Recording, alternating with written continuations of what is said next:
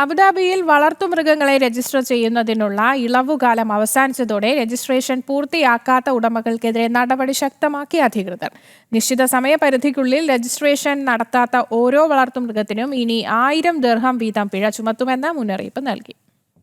കഴിഞ്ഞ വർഷം ഫെബ്രുവരിയിൽ പ്രാബല്യത്തിൽ വന്ന പുതിയ നിയമപ്രകാരം വ്യക്തിഗത ഉടമകൾക്ക് വളർത്തുമൃഗങ്ങളെ രജിസ്റ്റർ ചെയ്യുന്നതിനായി 1 വർഷത്തെ ഗ്രേസ് പീരീഡാണ് അനുവദിച്ചിരുന്നത്. ഈ കാലാവധി അവസാനിച്ചതോടെയാണ് പിഴ നടപടികൾ ആരംഭിക്കുന്നത്. രജിസ്ട്രേഷൻ നടത്താത്തതിന് പുറമെ വളർത്തുമൃഗങ്ങളെ ഉപേക്ഷിക്കുന്നവർക്ക് 2000 ദിർഹം പിഴയും മൃഗങ്ങളോട് ക്രൂരത കാണിക്കുകയോ അവഗണിക്കുകയോ ചെയ്യുന്നവർക്ക് UAE നിയമപ്രകാരം 5000 ദിർഹം വരെ പിഴയും മറ്റ് നിയമ നടപടികളും നേരിടേണ്ടി വരുമെന്ന് അധികൃതർ വ്യക്തമാക്കി.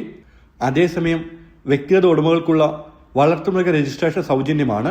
തെരുവ് മൃഗങ്ങളുടെ എണ്ണം നിയന്ത്രിക്കുക, വാക്സിനേഷൻ വിവരങ്ങൾ കൃത്യമായി നിരീക്ഷിക്കുക, നഷ്ടപ്പെടുന്ന വളർത്തുമൃഗങ്ങളെ ഉടമകൾക്ക് വേഗത്തിൽ തിരിച്ചു നൽകുക എന്നിവയാണ് പദ്ധതിയുടെ പ്രധാന ലക്ഷ്യങ്ങൾ.